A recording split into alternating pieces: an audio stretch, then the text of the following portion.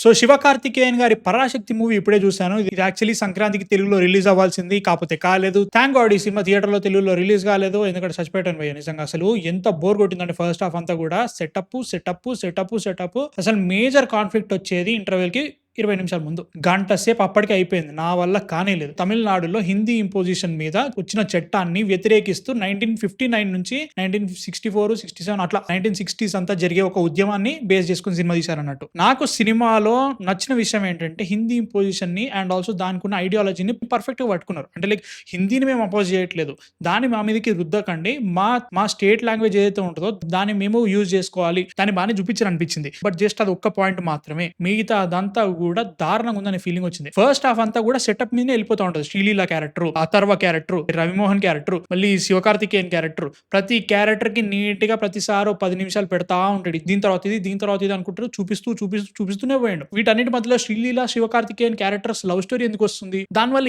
ఏం జరిగింది, అనవసరంగా వస్తా ఉంటాయి ఇవన్నీ. పోనీ ఈ సినిమా తీసింది ఎవరు?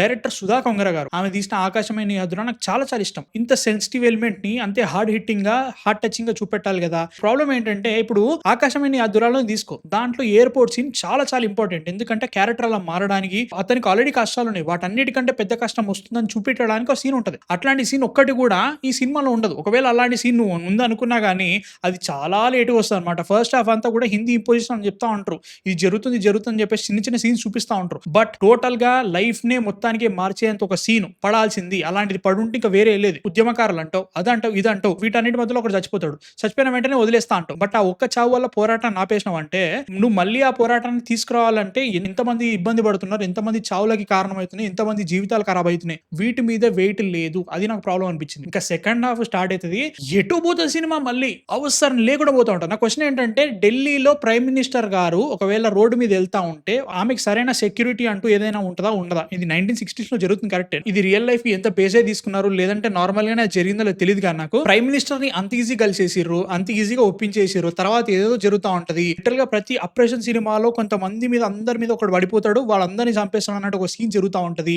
ఇవన్నీ ఓకే, చూపిస్తున్నాం, అదంతా ఓకే. బట్ ప్రాబ్లం ఏంటంటే వీటెవ్వరికి నేను ఎమోషనల్ గా కనెక్ట్ కావట్లేదు. అరే అంతమంది చచ్చిపోతున్నారు, ఇంత పెద్ద పెద్ద ప్రాబ్లమ్స్ వస్తున్నాయి వీళ్ళని అనగదొక్కుతున్నారు, బ్రిటిష్ పరిపాలన మళ్ళీ చేస్తున్నారు అని అనిపించాలి. నాకు ఇక్కడ అనిపించట్లేదు, అవుతుందా కానీలే అని ఫీలింగ్ వస్తూ ఉంటది అన్నట్టు. అసలు ఎమోషనల్ గా ఎక్కడ కూడా కనెక్ట్ కాలేదు నాకు. And Sreeleela she is acting in the movie, but నాకైతే ఎక్కట్లేదు భయ. సీరియస్లీ ఆ రేంజ్ అయితే మాత్రం రేంజ్ లేదు అనిపించింది యాక్టింగ్ పర్ఫార్మెన్స్ లో. మనం చాలా సినిమాలో చూసినట్టుగానే యాజ్ ఇట్ ఈస్ అలా చేసింది. ఎప్పుడైతే ఎమోషనల్ సీన్స్ చేసిందో నాకైతే మాత్రం ఏందబ్బా అని ఫీలింగ్ వచ్చింది.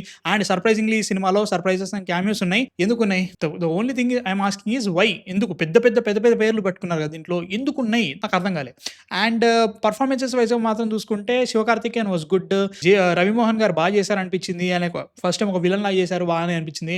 అండ్ ఆల్సో అథర్వ వాస్ నాకు నచ్చలే భయ్య, ఆయనకు కాన్ సీ ఎనీథింగ్. ఆయన ఇప్పటివరకు వచ్చిన ఏ సినిమాలో కూడా ఆయన పర్ఫార్మెన్స్ నాకు అంత బాగా నచ్చలేదు. Maybe it's just me. And cinema as a whole గా నాకు ఏది నచ్చలేదు యాక్చువల్లీ. నచ్చుతుంది అనుకోని కొన్ని ఎలిమెంట్స్ చూస్తున్నా, ఈ సీన్ బాగుంది అని చూడడానికి మంచి అనిపిస్తుంది తప్ప ఇది ఎక్కడో చూసాను ఒక ఫీలింగ్ ఒకటి వస్తుంది. అండ్ ఆల్సో ఎమోషన్ ఇక్కడ కనెక్ట్ కావట్లేదు, క్యారెక్టర్స్ తో నేను కనెక్ట్ కాలేకపోతున్నా. వాట్ ఈస్ ద పాయింట్ అనే ఫీలింగ్ అయితే వచ్చింది గ్యారంటీ. అండ్ ఆల్సో ప్రతి cinema 2 hours 30 minutes, 2 hours 40 minutes, 3 hours పెట్టాల్సిన అవసరం లేదు. ఒక క్యారెక్టర్ మీద కాంటెక్స్ట్ ఇవ్వాలంటే ప్రతి క్యారెక్టర్ కి 15 నిమిషాల బ్యాక్ స్టోరీ రాయాల్సిన అవసరం లేదు, అంత పెద్ద సీన్ రాయాల్సిన అవసరం లేదు. మనకి ఈజీగా అర్థమైపోతుంది. ఒక మనిషి చచ్చిపోతున్నాడానికి గట్టి ఒక సీన్ పెడితే సరిపోతుంది, మనకి ఎక్కేస్తుంది. అవన్నీ పక్క పెట్టుకొని గంటలు సోల్ చెప్తా ఉంటే నాకు నచ్చలేదు. నాకైతే మాత్రం పిచ్చ లాగ్ కొట్టింది, ఎమోషన్ వర్కౌట్ కాలేదు, క్యారెక్టర్స్ కూడా అంత ఏమనిపించలేదు.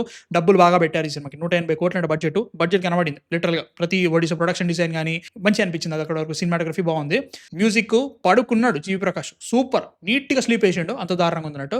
ఓవరాల్ గా పరాశక్తి హుషార్ భయ్య, నాకైతే ఆలోచన కాలేదు. మీరు చూసారా? చూడాలనుకున్నారు కింద కామెంట్స్ లో చెప్పండి. ఇంకా చాలా వీడియోస్ వస్తాయి, సబ్స్క్రైబ్ అయితే కొట్టేసి నెక్స్ట్ వీడియో మళ్ళీ కలుస్తాం. మన ఫిక్షన్ సైనింగ్ ఆఫ్, బై.